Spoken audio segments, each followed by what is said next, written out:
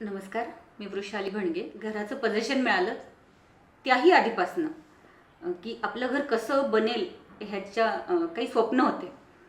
तर त्यासाठीच आम्ही एका चांगल्या इंटेरियरच्या शोधात होतो. माझ्या मैत्रिणीनं आर्ट विले इंटेरियर्स यांचा रेफरन्स दिला आणि त्यांना फायनल केल्यानंतर श्रुती महाजन ह्यांनी आम्हाला काही वेगळ्या डिझाईन्स दाखवल्या.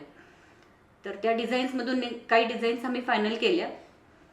त्यातही कन्फ्युजन होत होतं की ह्यामध्ये घर कसं दिसेल, ह्या डिझाईनमध्ये घर कसं दिसेल. जरा सोबर वगैरे असं हवं होतं मला.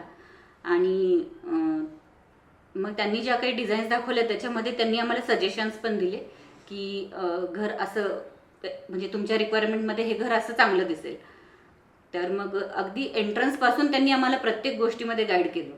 एंट्रन्स असू देत, हॉल असू देत, किचन असू देत, बेडरूम्स, किड्स बेडरूमसुद्धा त्याच्यामध्ये त्यांचे सजेशन्स खूप महत्त्वाचे होते. देवघरामध्ये सुद्धा आमच्या जे काही रिक्वायरमेंट होत्या त्यामध्ये सुद्धा त्यांनी खूप काही सजेशन्स दिले आणि सांगितलं की असं छान दिसेल किंवा हा कलर वापरूयात, हे लाईट्स वापरूयात.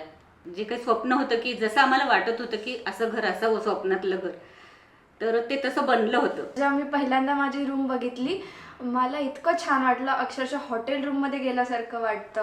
ते इतकी ती सुंदर होती. मला कायम वाटायचं टी व्हीमध्ये बघितल्यावर, आई आपण जेव्हा पण नवीन घर बनवू तेव्हा ते असं असायला पाहिजे. तर मग तेव्हा हे घर बघितलं तर खरंच असं वाटलं की टी व्ही ॲडमधून आल्यानंतर हे घर असं आलं आहे.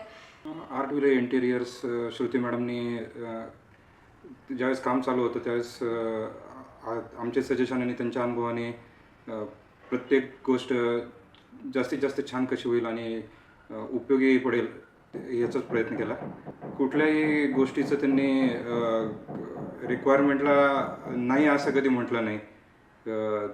प्रत्येक गोष्ट जी आम्हाला पाहिजे होती, ज्या ठिकाणी पाहिजे होतं किंवा जिथे योग्य राहील, कमी जागेमध्ये व्यवस्थित फर्निचर करणं आणि छान प्रकारे कलर कॉम्बिनेशन करणं, या सर्व गोष्टी त्यांनी व्यवस्थित केल्या. आणि त्यांनी कधीच ही कोणती गोष्ट होणार नाही असं कधी म्हटलं नाही. त्यांनी व्यवस्थित आम्हाला सर्व काही करून दिलं.